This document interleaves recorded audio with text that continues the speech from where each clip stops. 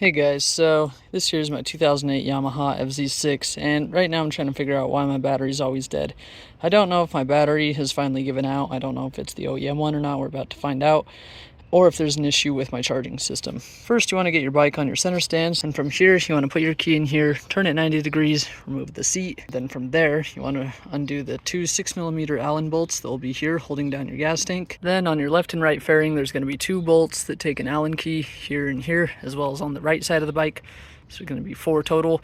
Go ahead and remove those, then remove the plastic parts of the inner fairing. Then from there, you can go ahead and lift up your seat. When lifting up the seat, you might have to squeeze your hand under here and give these two lines some slack. There's one on the left, one on the right. And lastly, I just stuffed a piece of paper, just so we're not dropping stuff into the air filter housing, which I just cleaned. Those two hoses that I pulled the slack out, they just pop out right here. So when I close the seat, I want to pull down on these to put them below the engines. Here is the OEM battery. The red is the positive terminal, the black is the ground, also known as the negative. And here I have a DC voltage multimeter. As you can see, I have my black ground probe plugged into the comm, and I have this red one for V, which is voltage. And as you can see, we're set to DC, and this multimeter is actually pretty nice, so it's at an auto range. So now we're going to be measuring probably between 8 and 14 volts at the most, so this should auto adjust the voltage and be just fine. Whereas other ones, you'll want to set it to 20 or 200, etc. But it's usually just 20 when checking a motorcycle or a car battery. My red probe touching the red one, and the black wire touching the black or the ground. You can reverse them, but this will just show a negative voltage. As you can see here, I'm sitting at about 12.552 volts. So depending on your battery, although that is a pretty high voltage, and that's probably why when I turn on the bike, the needle comes on. But for something big like a starter, you really need that maximum voltage to drive that current to bump the starter. So I believe this is supposed to be at 12.7 to 12.9 volts. I just want to run a test because, like I said, I don't know if it's my battery failing or the charging system failing. So I'm going to see if I can turn on the bike, rev it up to about 3K as if I were driving it like normal, and then see if this 12.5 number jumps up to like 13 or 14 or whatever. Because a motorcycle has a system, it has a rectifier as well as a stator, which is very similar to an alternator in a car, where a car battery is about 12.8 on a good day, and then when you start the car, it jumps up to 14 volts. So we got to have that slightly higher voltage so we can take that higher voltage and dump it into the lower voltage of the 12-volt battery. And so let's just see if we can replicate that. I probably want to level the fuel tank for running this test. So to run this test, don't forget to take that out. So let's go ahead and start the bike. Right now we're showing 12.5 volts. So if I turn it to on, it drops down to about 12.3, 12.2. Started that time. Now we're at about 12.5 volts, which is right where we started at. But I want to see if I rev it up to 3K as if I were driving, that voltage increases. So it's now showing 12.7, 12.8. So that gives me a slight confidence that my charging system is working. Let's rev it up to see what happens.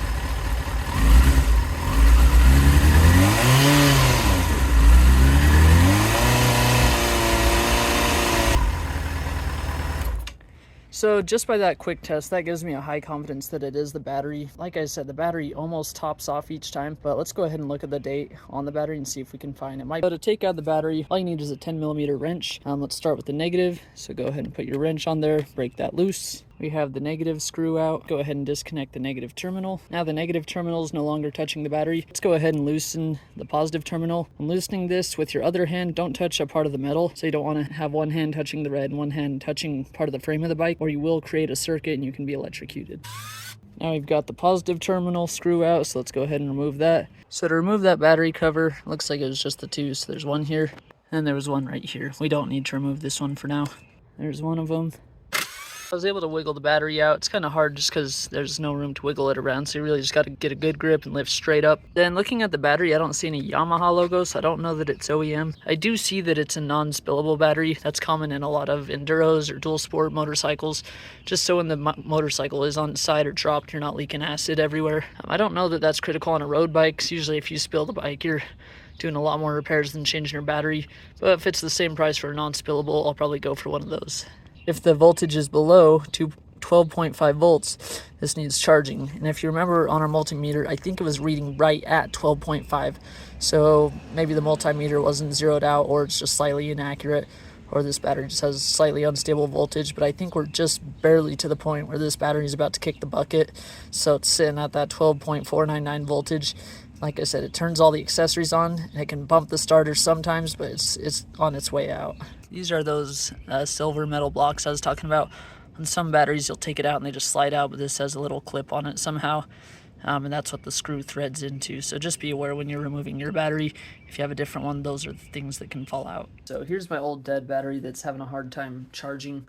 I did throw it on a battery tender as well as a battery reviver, and I did get it back up to the 12.7 volts, so I still might use it for a little while, but I've honestly lost trust in it, and I don't know how old it is because there was no brand name on it, and it has almost no information on it whatsoever. So what I purchased instead was, I got this from Amazon. It's a Yuasa, and it's the YT12B-BS.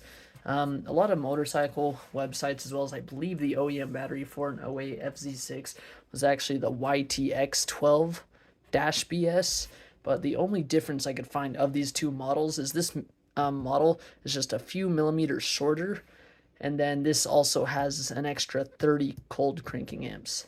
And you might be saying, well, does that matter? No, it doesn't. When starting an engine, you can have more cold cranking amps than it requires.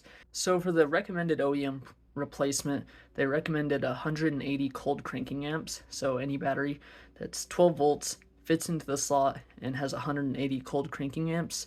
But this one is actually 215 cold cranking amps. And when starting an engine, you can have more cranking amps than it requires, and that's good for like cars or motorcycles if it's a colder day. You just need that extra power to get the motor turning, just because there's lots of friction in the engine due to the cold motor oil and the viscosity. But you can't have a battery with less cold cranking amps. It still might start on the hot days, or sometimes, but it can be hard on the battery or the starter. Or flat out just the bike won't start sometimes. So just know you can buy a battery with more cold cranking amps, and it's not going to damage anything because the starter will only draw the amount of current that it needs. And then the next requirement for the battery is the battery obviously just needs to be 12 volts. This entire bike runs off a 12 volt battery. Some batteries for like boats or RVs, they could be 24 volts. The next thing is you want to find one with similar dimensions. The problem is I went down to AutoZone and I found a few batteries that did meet our CCA or our cold cranking amp requirement, as well as our 12 volt requirement, but they were just a lot smaller. One was too tall so the gas tank wouldn't close. One was too small so it would just get jostled around in the little battery compartment, as well as the bracket that sits on the battery to secure it with the terminals. I would have to kind of modify it or break it. And then lastly, the other requirement is a non-spillable battery. And as you can see here, this is a 10 amp hour battery. The motorcycle recommended a 10 amp hour battery, so that's a good number. You always want to buy a battery that's pretty new. You don't want one that's sat on the shelf for a while, because that's almost the same as if you bought a battery that just sat in the motorcycle for a year without a tender. So what I actually like about this battery is it came with the stuff that you pour in the battery acid. And why I like this design is because it doesn't come shipped mixed together. So really the chemical reaction in the battery won't start until I add this additive in there. And technically that's when the life of the battery starts. So once I mix this, the life of the battery will start. And then with this battery, just to keep it in good shape, I am going to install a tender within the next week, because that's something I'm very lazy about. So here's my old battery. Here's the brand new one. This one I've added the acid. I let it sit for 4 hours, and I threw it on my AGM deep cycle charger, and it reached 100% according to the charger, and it shut off. And so everything is good to go. And like I said, the bike needs, I believe, about 12.7 volts to start, something above 12. Because when it was at 12.7 it was starting, but once it dropped to like that 12.6 it wouldn't start, somewhere in that range. So I just want to prove something. But basically I'm going to put my negative on the old battery, positive on the old battery. As you can see, we're reading 12.690. So this might start the bike, but it's going to struggle. And then this brand new battery, the chemistry is all complete, and check this out. It charged all the way up to 13.43. And I'm sure that'll go just a hair higher, because I bet you the plates are still absorbing just a little bit of that acid. But this is definitely a good battery, and as this recharges, like I said, I'm pretty sure my charging system is fine. We should have this super high voltage, which is more than enough, as well as this battery can supply more cranking amps than this one, so we can start the bike on colder days with these. Alright, so here on the brand new battery, it includes a stud, which has threads and pitches in it, and this threads into there. So don't touch both terminals at once. Wear thick rubber gloves if you have them. You can go ahead and slide that in there. It just sets down. And from there, this will thread in on the top. This one's the negative, and this one you gotta be careful, so make sure you're not touching the negative or resting your hand on a big metal rail in your house or something. So you can slide that in. Now let's go ahead and reinstall the battery. So I do, lift this out of the way and drop that down in. And you can go ahead and set this over the battery. Then next we can put our positive cable, so use a socket or a Phillips head. Go ahead and fasten that down. Now I've got those two in. You don't want to over tighten it and strip out the screw or like break the blocks off the battery, obviously, but you want to tighten it enough that there's contacts. If you do it too loose, that little block that we put inside the battery won't sandwich to this like copper plate, and you won't get a solid connection, so you could have the bike flickering on and off, or just flat out won't start because you're not making a full clear connection. And we can go ahead and just tuck this red safety cover over it. That just tells you where the positive is and prevents stuff from falling on there and arcing. Next, don't forget to fasten your 10mm nuts that hold this bracket in place. Don't forget to do it on this side too. That's now secured in place. Let's take this tissue paper thingy out of the air intake so we don't ruin our motor and suffocate it. Let's be a good citizen and throw it away. Let's go ahead and remove this board that we have propping up the gas tank. Let's come down here to the bottom of our bike and just pull these hoses maybe down an inch, just because we pulled them up an inch to give the gas tank some slack. Then let's follow those lines up here, make sure they don't look kinked. You can kind of peek through here to have a look. Everything looks good to me. Next, let's fasten our two Allen head keys that go here to secure the gas tank so it doesn't fly up with hard acceleration or wheelies. Now I've got those two gas tank bolts back into place here and here. Get those pretty tight.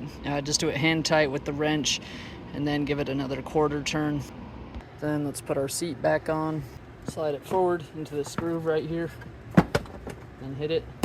Then let's install our fairing trims. They are right and left specific. Twist your handlebars. You can kind of pry on this gently and slide those locking tabs in. There's one on the back side too. There, that's in place. Then let's install the two bolts that go in there as well as the plastic washers. Then here on this side, install this piece. Then you got your two bolts. There's one here, and just remember that the plastic washer goes on there like that. One thing we should do before finishing putting the bike back together is let's try and start it. That way we don't do all this work of putting it together, just have to rip it apart a few seconds later. Let's start it.